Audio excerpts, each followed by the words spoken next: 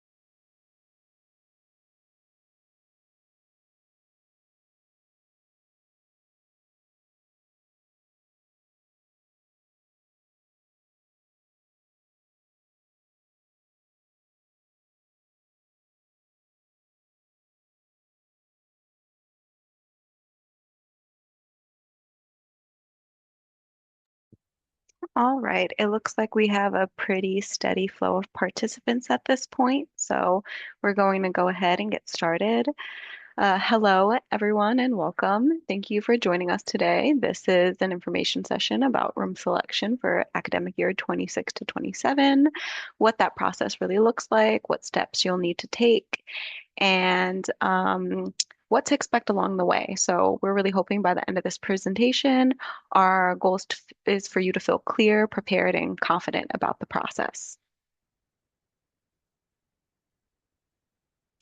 All right, before we get started, we just want to briefly introduce ourselves. So, my name is Mia, and together with my colleague Justin, we'll be guiding you through the room selection process today.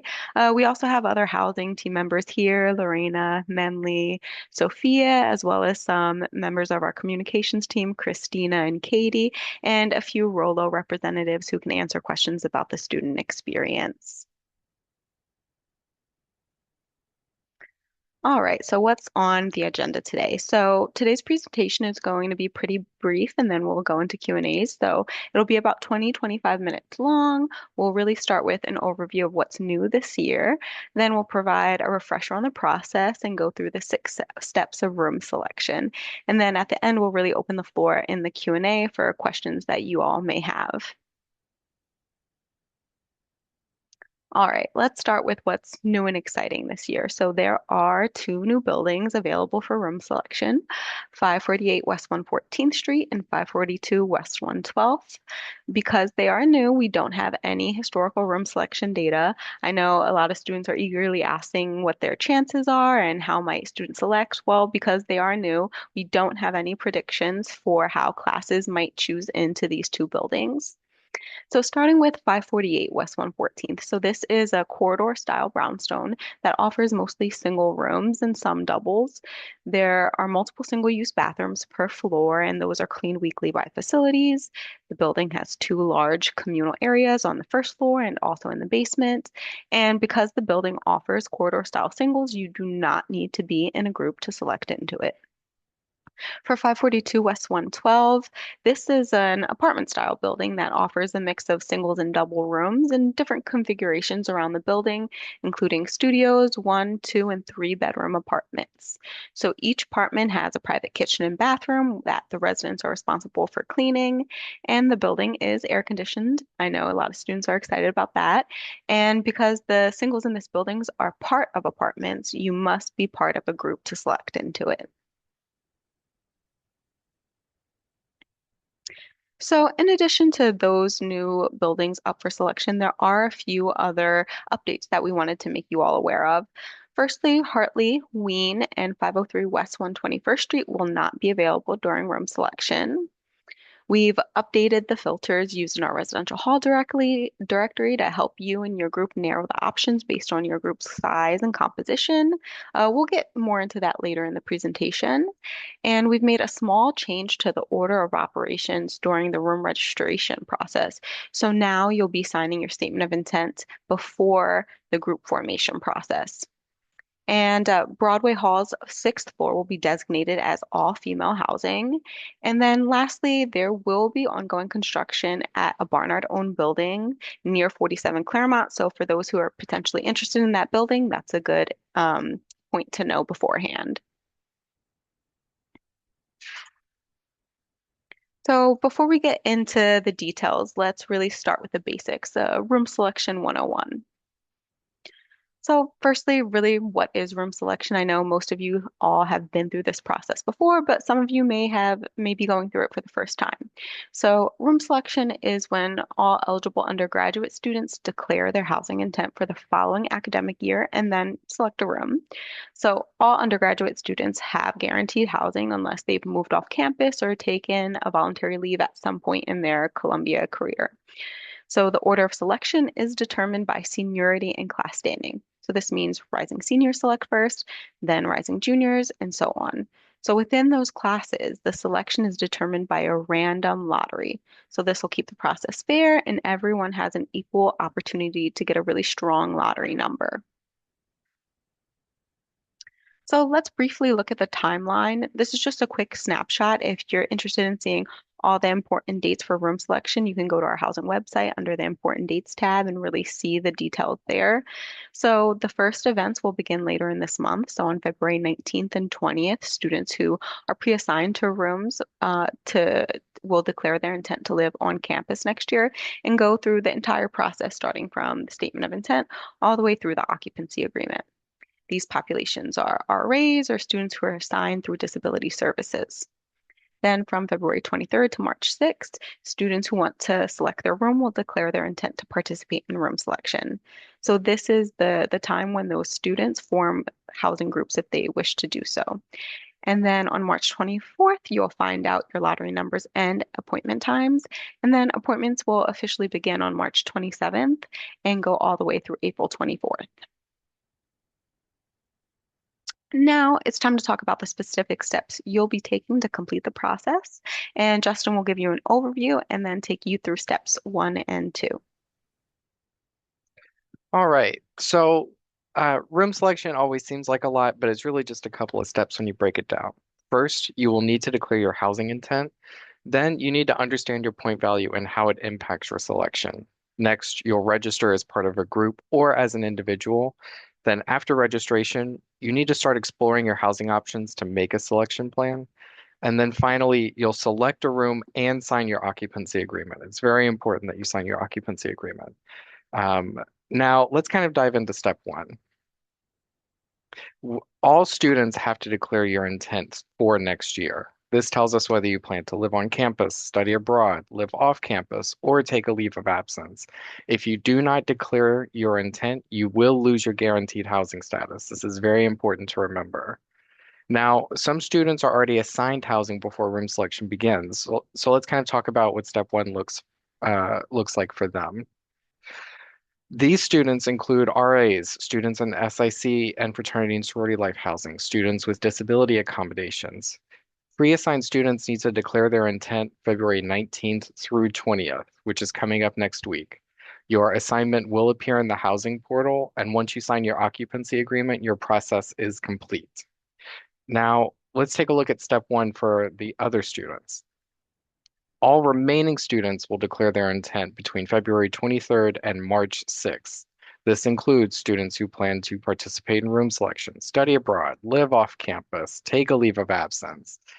Even if you do not plan to live on campus, you must still complete this step. This helps us manage our housing inventory accurately, and your declaration is complete once you sign the statement of intent. As we mentioned earlier, group formation is going to happen after you sign the statement of intent. We've heard your feedback about the process and the timeline of getting groups formed and signing the statement of intent. So we've made a little change this year to try to make it a little easier for you. So a common question we receive is how to handle this step if you're studying abroad. So let's kind of dive into that for a second.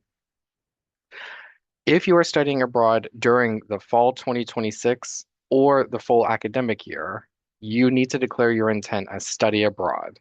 If you are only planning to study abroad in spring of 2027, you will declare your intent to participate in room selection so that you can select your housing for the fall semester. It's in fall of 2026 that you'll notify us of your plans to study abroad. But before moving on, let's kind of reinforce the most important takeaway from step one, which is that all students must declare their housing intent. No matter what your plans are next year, you must declare your intent. And once you've declared your intent, the next step is understanding how selection order works. So let's kind of talk about, your point value, right? We're going to dive into understanding point values, how the lottery determines the appointment times. So let's first dive into the point value.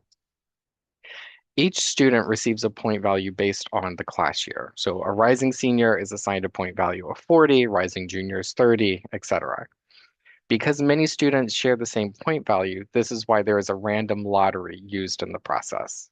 Point value determines which year or range of students select first, and your lottery number determines how early you select within that range. So every student is assigned a point value weighted to your class. Again, rising seniors 40, rising juniors 30. I'm repeating it just to make sure that everyone kind of understands it. Um, Now, here's another way to think about that distinction with the Lion King, since we are the lions. So as you can see here, for rising seniors, you're kind of the grown-up Simba, right? You are going to pick first in the lottery number range because you're a rising senior or their group is going to be given a range of 40, excuse me. Um, Now, as you can see for rising juniors, you're a little bit of a younger Simba, which means you're going to pick a little bit later. Rising junior groups or rising junior individuals will have a point value of 30, and your lottery number range is going to be 2001 to 3000. Something important to remember is that rising seniors cannot be in a mixed point group with rising sophomores. You must be if you are in a mixed point group, it must be next to your corresponding class. So rising juniors, you cannot be in a group with both rising seniors and rising sophomores. You can only be in a mixed point group with one other class. So, let's talk about what the lottery and what that actually looks like. Lottery numbers are computer generated. They are random. They are fair within each point value range. If you are in a group of 2, 6, or 10, you all have the same chance to pick first or last within your class. On March 24th, as we were saying earlier, you will receive an email with your lottery number and appointment time. We are releasing them at the same time this year to give students more time to be able to look at the lottery number, understand where they fall within their range, and so that they can review options with themselves or their group. But now that you understand how your point value works, let's start talking about registering for room selection. So I'm going to pass it back to Mia. Thanks, Justin. So during registration, you decide whether you want to select as an individual or select as a group. And you'll hear many times during this information session, but we strongly recommend forming an even numbered group for more flexibility. So let's really define what a room selection group is for you. So, room selection groups include 2 to 10 students, and this is a group of students who will select their housing together at one appointment time. Groups can include, as Justin mentioned, students from adjacent classes, so juniors and seniors or juniors and rising sophomores. There are no gender restrictions. Now, let's talk about why so many students choose to form groups. So groups, they just have more options. They can select into singles if they're available at your appointment time, doubles, or apartments, as long as all the beds are filled and everyone in your group is assigned a bed. Groups can still split into smaller selections if needed or if they want to. Maybe you're a group of 10 as rising seniors and half of you really want to live in East Campus, but the other half wants to live in Watt Hall. If it's available, you can select it. When you select as a group, your point value, however, is calculated a little differently. So let's explain that next. Groups receive one group point value calculated as the average of all members' point values. So, for example, if you're a group of two comprised of one senior with a 40 point value and one junior with a 30 point value, your mixed point group value is 35. So, there's one common misunderstanding about groups that we do want to clear up. A bigger group does not equal a higher group point value. Group size does not increase your point value. So a group of 2 seniors, for example, and a group of 10 seniors both have a point value of 40. So you have equal chances at a strong lottery number. Group composition, thus, matters more than group size. So now let's really talk about why even number groups are especially important, and you'll hear that emphasized again and again. So one of our best tips that we give to students is to form an even numbered group.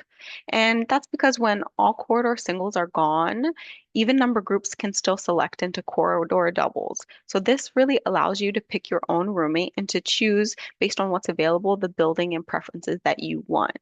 An odd number group, however, wouldn't be able to fill bed spaces in doubles because they're odd numbered, and so they wouldn't be able to select rooms. So instead, the group would be placed on the guaranteed assignment list and assigned a room over the summer. And as a general note, when reviewing a housing portfolio, it's better suited to even numbered groups as well. 7 out of 10 bed spaces have an even number of beds. So, if you really want to learn more about the process for groups specifically, if you already know you're going to be part of a group, we're actually hosting our group selection and strategy webinar next Friday. So, this presentation will go more in depth into the process for groups, from tips of who to live with and how to choose the right group leader for you. So, make sure you register for the webinar if you have questions. And of course, the session, however, will be recorded for those who aren't able to attend it live.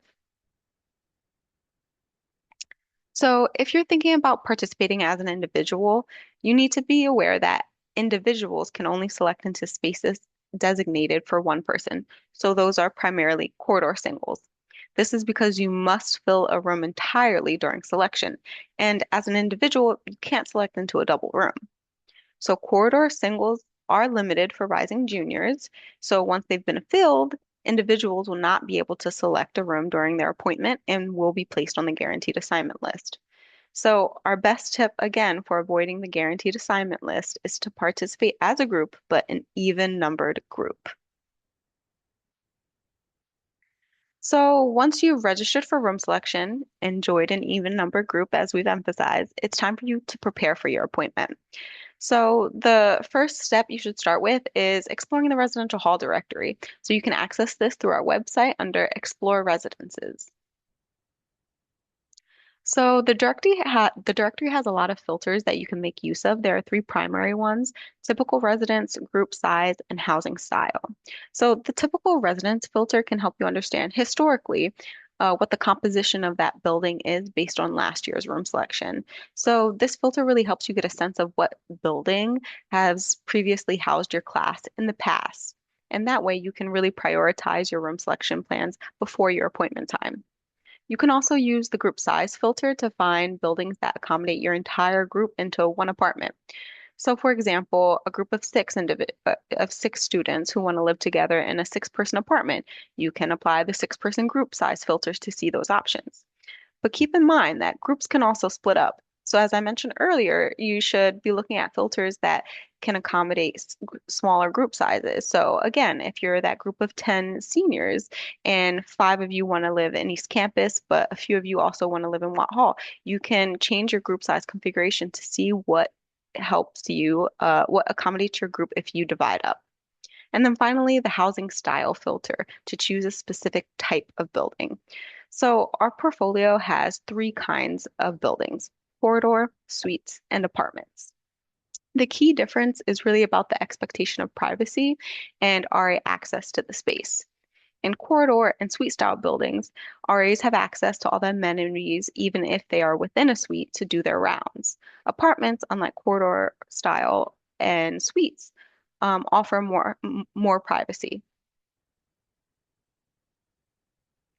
So each building has its own page to help you learn more.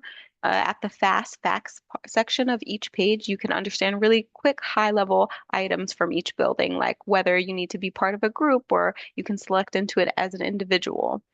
The room selection data section can help you see which students selected into the building last year. And then you have the building details and amenities sections to make sure that the building offers what you want. Maybe you're really looking for air conditioning or you're really looking for a large building lounge within the building. And then lastly, look at the floor plans. You can make a list of specific rooms within a building that you're really looking into. Maybe you're particular about being far away from the elevator or really close to the stairs, or maybe you just want a room that has a street view. So those floor plans are really useful for you. And then I really want to call your attention to some resources that students have found helpful. So the first is an anonymous list of all lottery numbers and appointment times. We will publish this on our website on March 24th, and this lets you see how many groups and individuals will be selecting before you.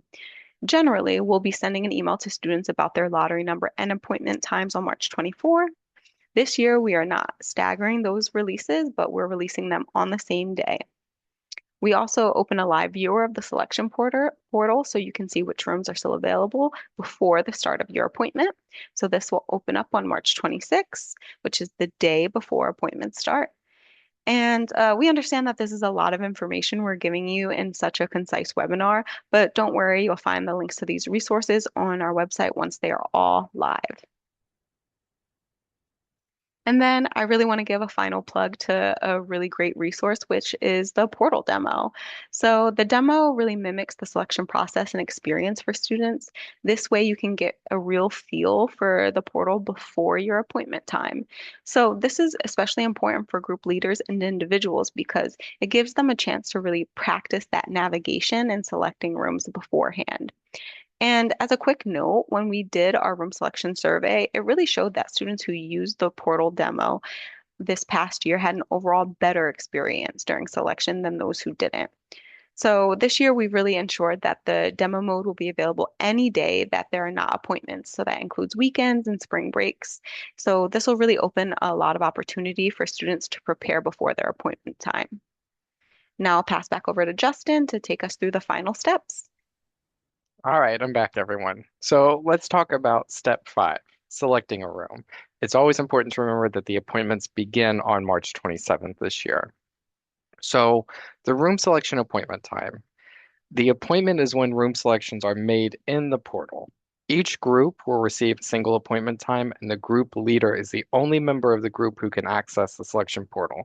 We're going to talk a little bit more in next week's webinar about group leaders and the importance of a great group leader, but that will be for next week, so make sure to join that one. Appointment times are unique, meaning only one appointment time is assigned to each individual or group. There is no time limit to your appointment, however. So if it takes your group 10, 15 minutes to select, you will not be kicked out. It's just that people with earlier appointment times can still access the portal. So there may be appointments after yours if it does run a little long. Um, Now, what happens if you can't select? Inventory in the residence halls fluctuates depending on class sizes and registrations for housing.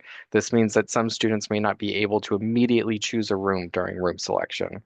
If no rooms are available during your appointment, you will be automatically added to the guaranteed assignment list. You'll have an opportunity to submit your building preferences and will assign you to a room over the summer, which is typically in July. Just remember though, that you are guaranteed housing and you will receive a room assignment. Now, the last step and the most important one is to sign your occupancy agreement. The occupancy agreement is the very end of the process, so it is not done until it is signed. This is something that each individual must do for themselves. It only becomes available once you or your group leader has selected rooms.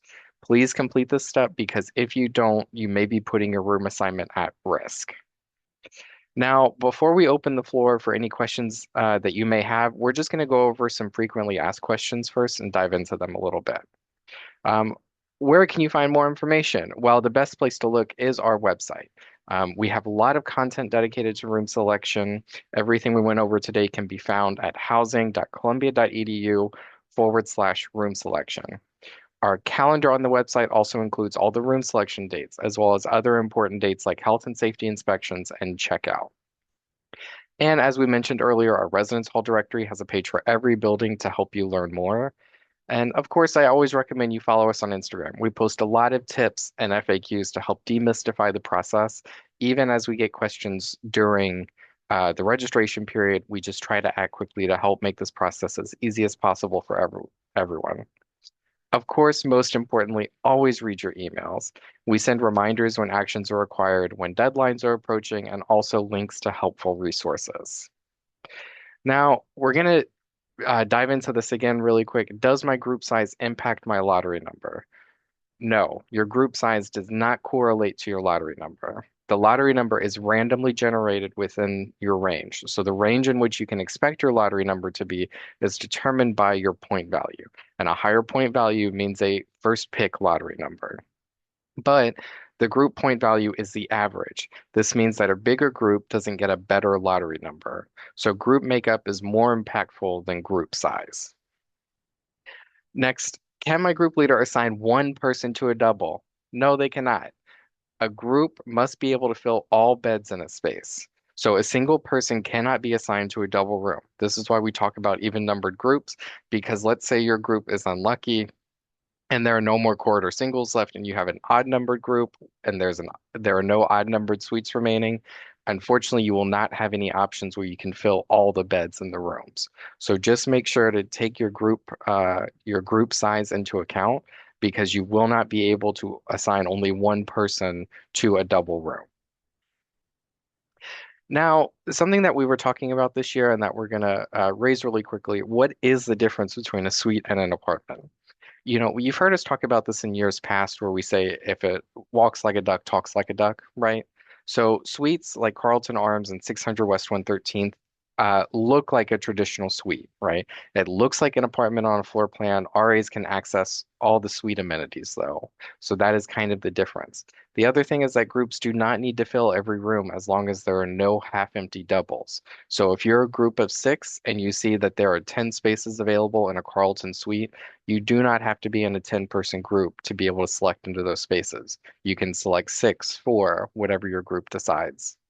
And also, it does not require being part of a group to select into a suite single. So if you're an individual and you see a single in 600 West 113th, you're able to select that single. However, an apartment is where an RA cannot access the amenities. So if you are looking at a Hogan apartment, the RA does not have access to your kitchen, to your living space.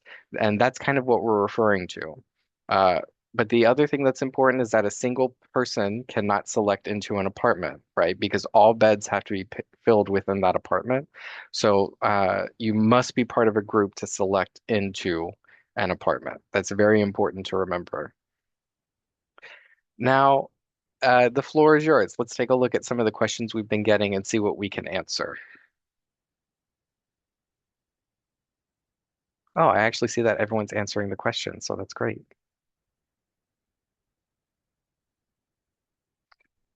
I see that someone asked a question about being sent the recording after. Yes, we will post it to our website and we'll also send an email with the link to the recording early next week.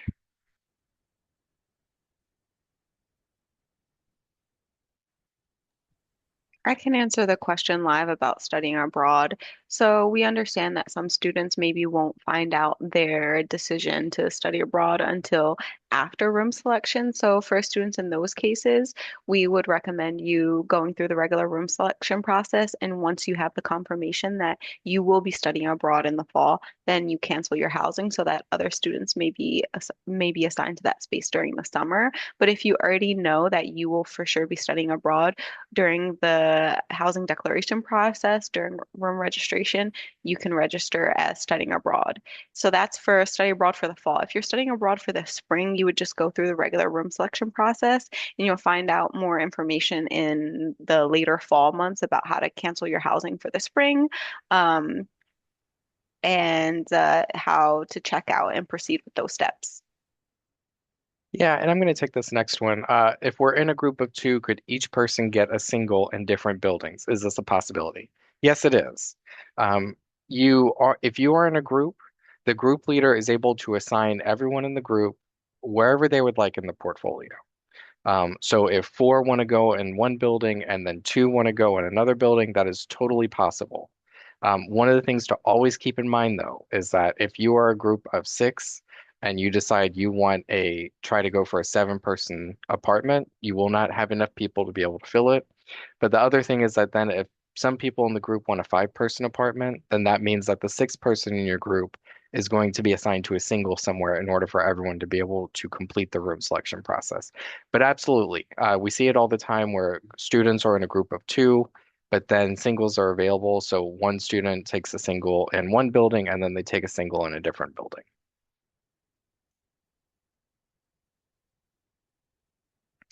I see that Sophia is responding to this, but I'm also going to talk about it. Can multiple groups have the same time slot when choosing in the housing portal? No. Every lottery number is assigned its own appointment time.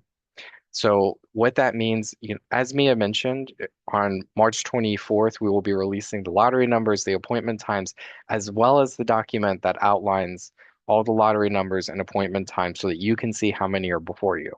But we do not assign two groups or two lottery numbers with the same appointment time. What we were referencing earlier is that it is possible for multiple groups to be in there at the same time, but that's only because they did not finish selecting during their appointment time. But at no point, though, will you see on our sheet that multiple lottery numbers have the same appointment time.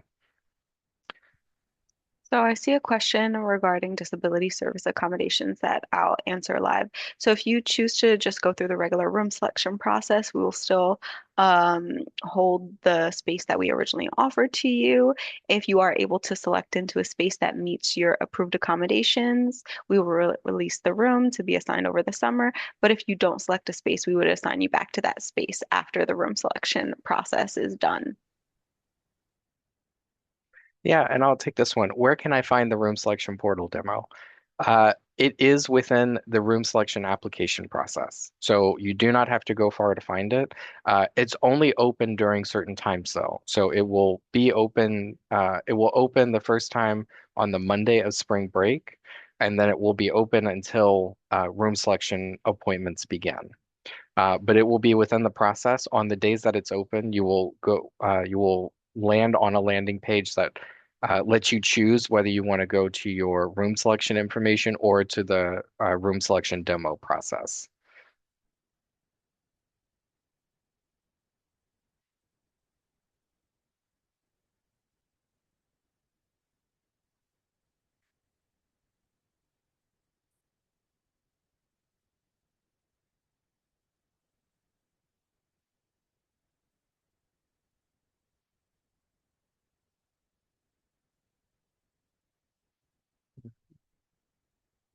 Just taking a look at some of the questions.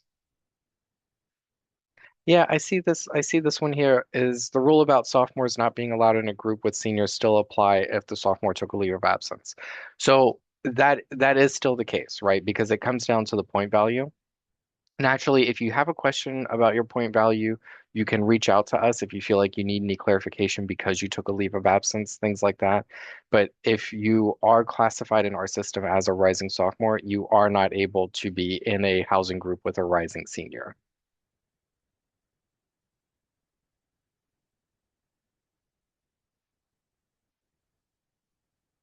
Yeah. Do y'all have any other questions for us? Let's see. I see Minley's responding to that one. Yeah, if y'all have more questions, please feel free to submit them. You Um, you can take that live too, Justin, about oh, okay. the apartments. Yeah, of course. So how many four-person apartments are in the portfolio? It's a great question, and this is where, unfortunately, I don't remember the number off the top of my head. I wish I did, and I'm sure that some people will be upset with me for not remembering. I'm just joking about that. Of course, there's always the housing website. Please go to the housing website because you can look that information up. And then that way you can also look at the floor plans as well. So there are four-person apartments in the portfolio, and there are also going to be some in 542 West 112. But of course, please go to the housing website. That will have the best information.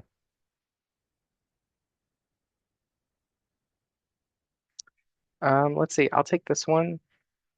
Question is, if we're in a group of two and each of us chooses a single room in different buildings, will that lower our chances since it might create odd numbered groupings in each building? No. Let me explain this a little bit.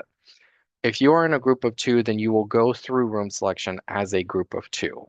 So and like we were saying earlier, if you're in a group of two, that means you can be assigned to you can select into two-person suites, two corridor singles, a corridor double, but it does not change kind of the group number that you are. So you will always be a group of two, regardless of how you select, but being an even numbered group allows you more options in the portfolio.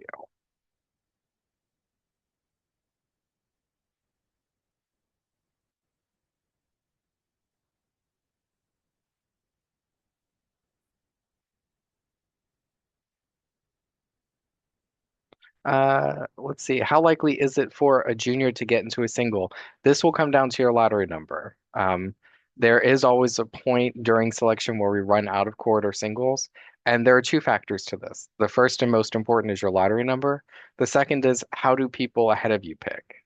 If there are a lot of groups ahead of you and they all pick into apartment style and you're focused on a corridor single, that naturally makes it a little bit easier for you to get one. But if everyone ahead of you decides this year that they don't want to live in East Campus, they want Shapiro singles, then that might make it a little bit harder for you. So it all kind of comes down to those factors. I can't say off the top of my head what a percentage is, but it really does come down to those two things, your lottery number and how the people ahead of you select.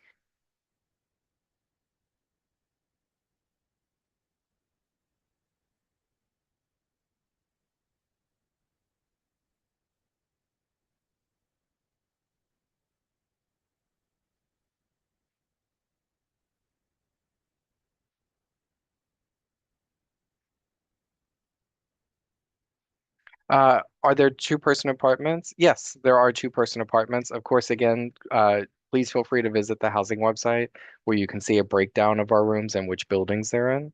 But yes, we do have two-person apartments in the portfolio.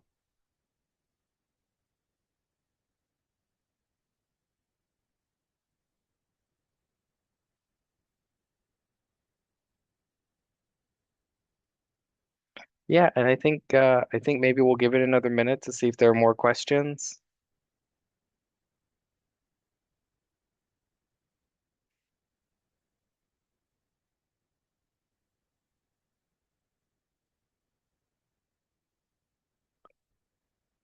All right. Here's a question. Are there any single rooms for individuals that have its own bathroom? Yes, we do have some studio singles in our portfolio, that kind of studio layout. They are in the portfolio. And again, please feel free to visit the housing website for that.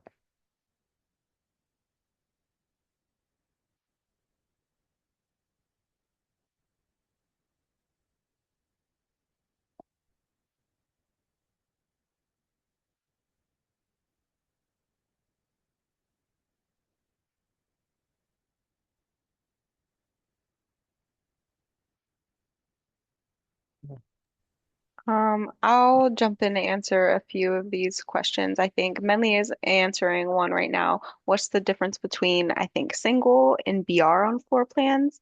I think SNGL, as the student said, is just single room and BR is bedroom.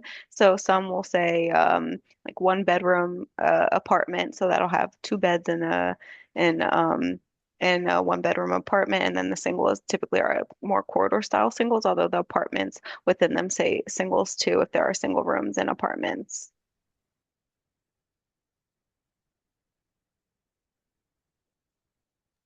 And then I can also speak to the single room accommodation that someone asked. So if you are accommodated through disability services with a single room, and you choose to participate in room selection instead, you would just need to let us know, to participate in room selection as a group for that is fairly common for rising juniors and seniors to make that choice.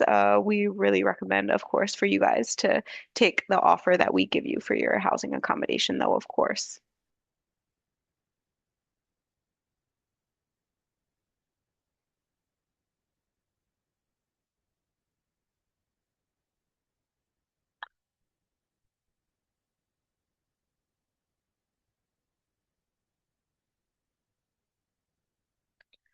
All right. So I think that we are going to go ahead and wrap this up.